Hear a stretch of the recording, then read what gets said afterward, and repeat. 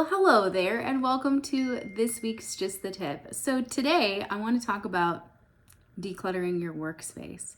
So we're just going to do a quick little exercise. I want you to get out your 5-minute timer, or tell your phone rather that you need 5 minutes, and let it time you. I want you to just take a peek at your desk, move from left to right, top to bottom. Are there things you have been avoiding, or potentially there is a solution to fix the clutter on your desk, whether that's reorganizing? In my case, I have some cords I need to reorganize. I have some papers, some Post-it notes that just need to be gone and pitched.